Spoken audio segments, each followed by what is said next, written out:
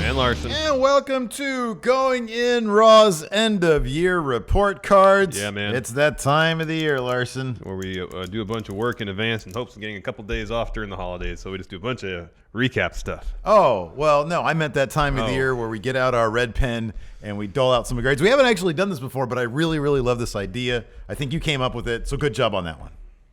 So anyways. I get an A today. Because here's the thing, 2019 did see the proliferation of a couple more companies. True. No company surprisingly died off this year. A couple tried their best. Yeah, that's true. One in particular really tried to kill itself off. But, some of these wrestling companies seem to be like cockroaches, man. They just won't die somehow. I mean, I know a bunch over there in the UK have because of NXT UK, but what are you going to do? Something else entirely. So we're going to talk about pretty much all the major promotions worldwide. Yeah, man. Give them all grades and positives, negatives, whatever's in between. So the ones that were left off, I guess they get incomplete grades because we did not pay attention to them. We don't know enough about them. Like PWG, they seem to be going through a rebuilding year. Well, I mean, I think the whole independent wrestling scene is going through a rebuilding phase. PWG is still kind of, the preeminent, probably independent promotion in the States. Again, pretty much everybody's been signed. So they're waiting for the next crop of new, exciting, up-and-coming indie talent to make some names for themselves. Yep. They can be Ebola, win it, and then be signed by WWE or AEW or New Japan. I wonder, just really quick, if the rebuilding phase for a lot of these indie promotions are going to be extended, maybe more than usual or more than we've seen historically. Because we've seen, the WWE Performance Center's been around for a while, but the one in the United Kingdom just opened. Yeah. New Japan's opened their LA dojo this year. And they announced this year New Japan Pro Wrestling of America. Yeah, so I think a lot of people who normally might have taken years to go through the independent ranks, develop their skills, hone their craft, and build their brand that way, might see these other options like, well, I'm an athletic dude, I can talk, or I'm an athletic person, man or woman, I can talk. I can go and toil for 5-7 years on the independents and maybe, hopefully make it, or I can do enough, get the eyeballs of WWE, and try out or apply for the LA dojo, New Japan, or even, hell, Ring of Honor's got a school. Mm-hmm. They're looking for talent. They're definitely looking for talent. So Future of Honor, that's what it's called, I think. Yeah, that's right. Yeah. Well, it's interesting because, I do remember when it was announced that Jungle Jack Perry, had signed with AEW, or that he had decided to go there. Apparently, AEW and NXT were interested in him. Mm-hmm. And Meltzer, Meltzer knows what as a historian, Meltzer knows what he's talking about. Yeah. His perspective was, had this happened, or had Jungle Boy been, let's say, born 3 years earlier, he would have spent additional time in PWG on the independent circuit. Yes. Anybody now who makes a name for himself, as soon as you make a name for yourself now, you will be courted by one of those companies, which is good. I think it's interesting. I think it's good for the business that the talent is more in demand now than ever. So CMLL, we don't really pay attention to that. We have our luchador promotion of choice. However, I guess if we were to give CMLL a grade, it would be not as good as AAA's because they lost. They fired, I think, two of their major names, Roosh and Dragon Lee. Yeah. They show up for the competition now. Yep. And then there's been some, from what I can understand, there's been some chaos kind of in CMLL. There's always crazy stuff. Man, south of the border, AAA, CMLL, it's high drama, man. They're behind the stage, behind the backstage stuff, behind the scenes stuff, is much like a telenovela. Mm-hmm. It's crazy, dramatic, filled with tension. Anyways, let's get started here. All right. First up. Who do you want? Let's do the big name last. Yeah. Let's do WWE last. Oh, okay. Yeah. So do you want to start with NWA then? Yeah, let's do that. NWA, very surprisingly, almost shockingly, continued in a pretty big way along the 20-year blueprint that William Corgan had laid out or had in his head. William Patrick Corgan. Sorry, I apologize. I never remember his middle name. William Patrick Corgan. That's right. I think that's right. And they launched their weekly series direct to YouTube to much fanfare. People really, really were into this for good reason. It's a lot of fun. It's an hour just jam-packed with 7-minute matches, hilarious commercials, awesome promos. All these wrestlers seem to really be having a great time. They have a terrific, small, effective roster. And now they've got Marty Scurll, apparently, or at least he showed up to challenge Nick Aldis for the NWA title. That's very exciting, too. So evidently they might have some sort of working relationship, perhaps with Ring of Honor. We'll see if that actually comes to fruition. Yeah. Or if we're just assuming maybe that. we're reading too much into it. Could be, maybe not. I don't know. So, yeah, no, I agree with everything you said. The NWA, this seemed like they had a pretty obvious mission statement upon launch. They wanted to be a very particular thing. Sure. They have managed to be that very particular thing. Very well. They have seemingly made no efforts to deviate from being this one particular thing. So if you like that one particular thing, that is studio wrestling shows heavily inspired by the 1970s and 80s, you'll really like it. Yeah. Power on a weekly basis does have a lot of charm. Yeah. Looks like everybody's having an absolute blast. Yeah. Is it the best wrestling in the world? No. Right. But it's not trying to be. It's not trying to be. It's trying to tell. They're just trying to tell some stories. Not everybody needs 5-star matches. No, they're not trying to reinvent the wheel. If anything, they're trying to bring like things back to the earlier days of wheels. You know? Yeah, they want proto wheel. Is that analogy even apt? I don't know. I have no idea. Anyways, that being said, I'll give the NWA a solid B. Oh wow. Because they, like I said, they strove to do a very specific thing, and they have accomplished doing that one very specific thing pretty well. I know they've made some comments about their current business model potentially being unsustainable in the future. I mean, because speaking from experience, you know, it's hard to run a company of any size on YouTube revenue alone. Yeah. And they're hoping that ticket sales, merch sales, etc., will pick up. Maybe then they can start reinvesting. And once they have a large enough fan base, maybe go out and search for a TV deal proper. But yeah, I am. what we've seen so far this year, it's been enjoyable. It's been fun. It remains to be seen how they can grow their product and their business in the coming year, though. If this, yeah, it is going to be very interesting. I wonder if it's going to be a more matter of growing the YouTube thing, and maybe I don't know in terms of how much they want to make off of this. Like in terms of how much profit do you need? What's enough for you? They're not making anything close to a profit right now. I know, Yeah. but my point is, I mean, they're not going to get. I'm sorry, I don't see this on TV. No. This is not going to be a TV product. The best I think they can hope for is like a streaming deal. Like something like this, I feel like would fit. Like if Netflix picked up NWA, I feel like that could fit in. Maybe. Or maybe. I don't know. I mean, I would imagine if Glow does well, yeah, maybe they would look at this. I don't know. because this is a very specific produced nature of it that none of the other wrestling products have. Yeah. Um, TV's so hard to come by. Yeah. It's really hard to come. So I guess my question is, if you don't get TV, which if you get TV, you're looking at, you know, you're going to, if you don't get TV, what would make your business model sustainable? You know what I mean? Yeah. What would do it? well, YouTube ain't it. YouTube alone ain't it. YouTube alone is not it, but they're not looking at YouTube. I'm wondering if YouTube as the base, what else could they do? I mean, we've mentioned merch. That ain't going to be it. We've mentioned Ticket sales, but there's like 100 people for these tapings. I mean, look, the Into the Fire was on Fight TV. Yeah. If they can do 4 pay-per-views a year that do really good numbers, is that enough? I don't know. 'Cause I don't know. Really good numbers for them.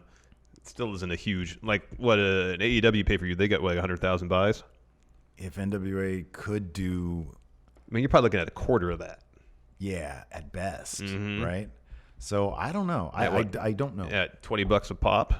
Would they have to change their presentation? Maybe keep the current, like if somebody did reach out to them for TV and they said, hey, we really like the core of what you do. The presentation is a bit too throwbacky. We want something a bit more modern with what you do. Is there some sort of middle ground that they could evolve their product. I mean, 20 years is a long time, and William Patrick Corgan seems to have a lot of Smashing Pumpkins money. Oh, he's got tons of money. So you never know how much you want to throw into that.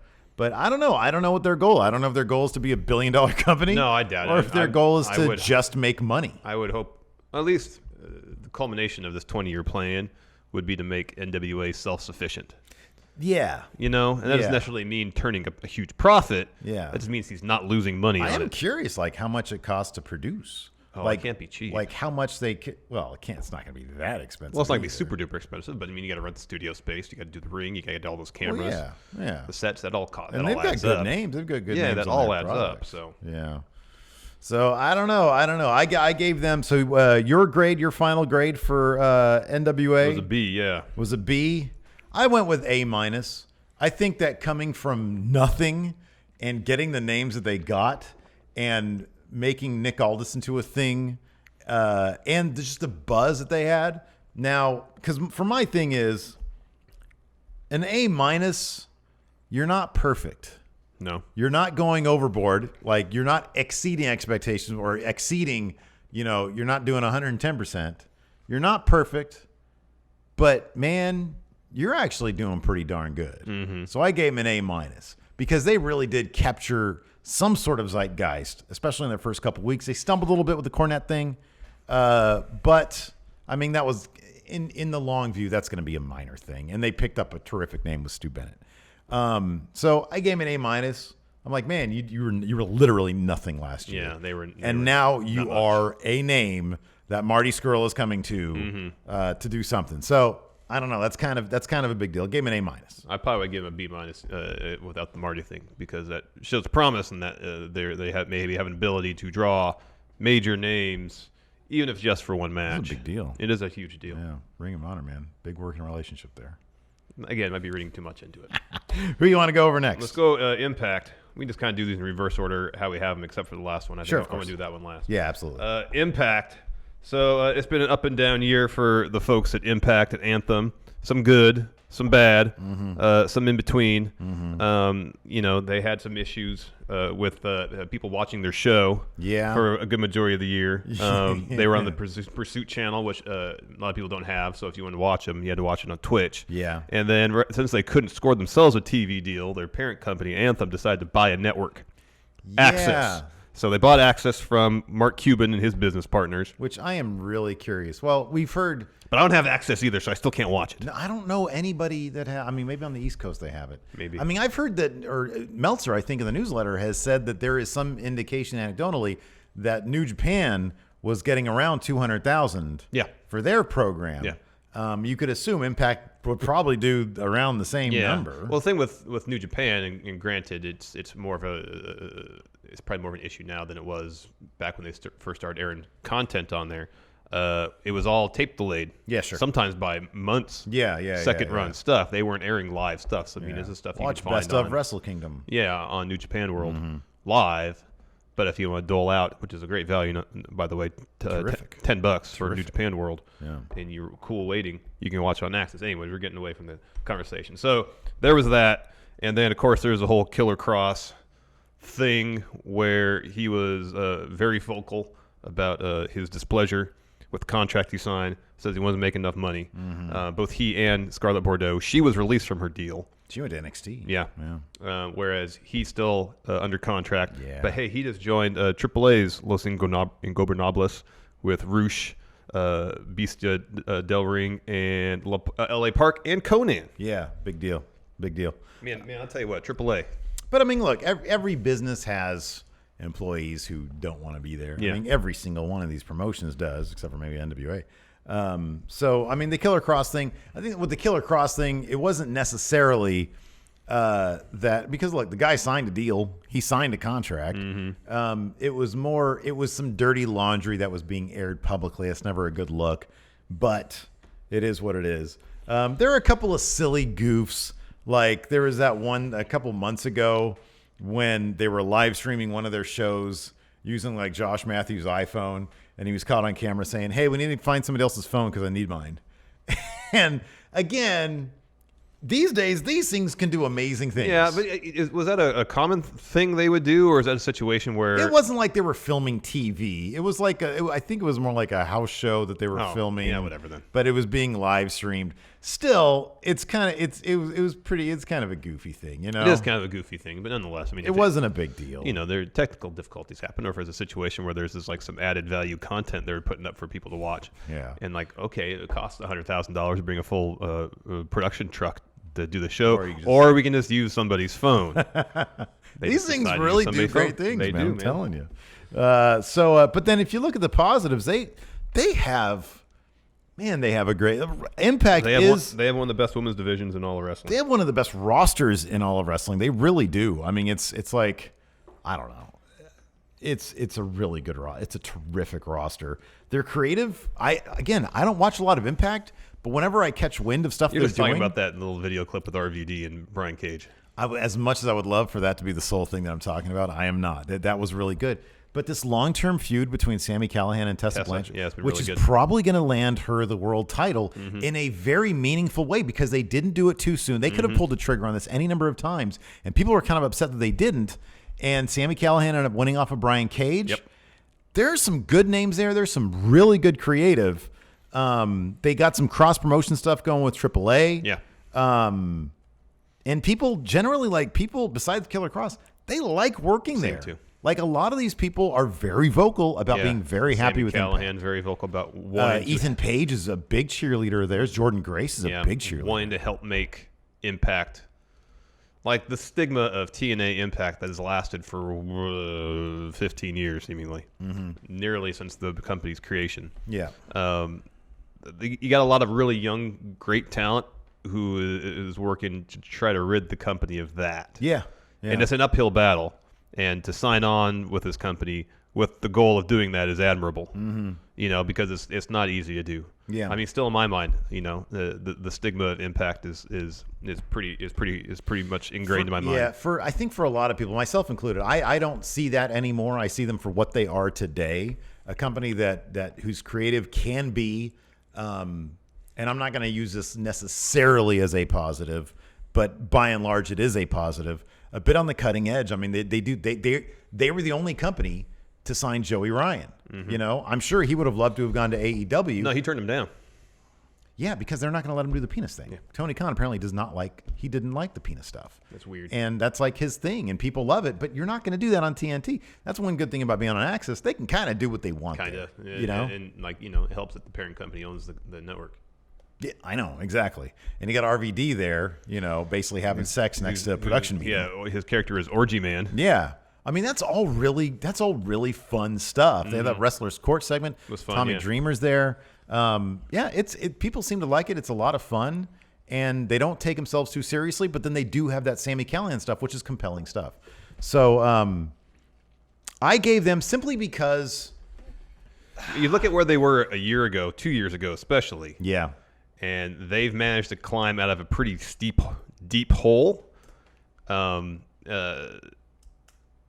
of Honor, we'll get to them next, I think, is pretty much where Impact was 2 or 3 years ago.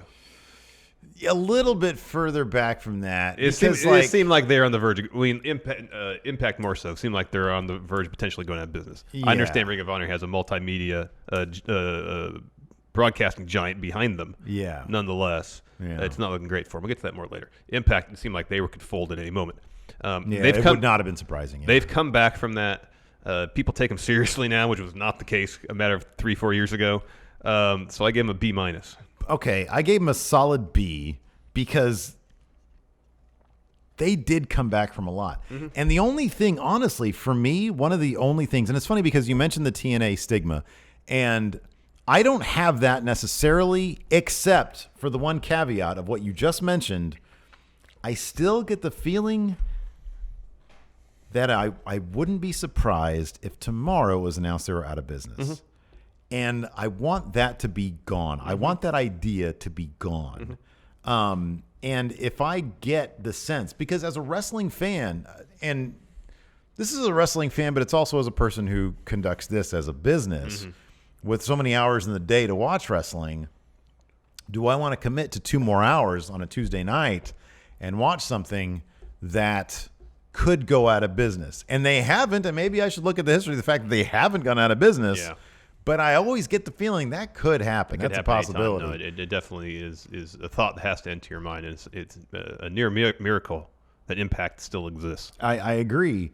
But I gave them a B because they, through all that, they are still producing, some really good stuff. I'm going exclusively based off of, a small handful of shows that I've actually watched, clips on Twitter, on YouTube, whatever. But everything I have seen, makes it seem like it's compelling stuff. If they were on TNT and not AEW, if AEW wasn't a thing and Impact was on TNT, I'd probably check it out. I'd probably watch it. You know? Yeah, agreed there. I mean, yeah.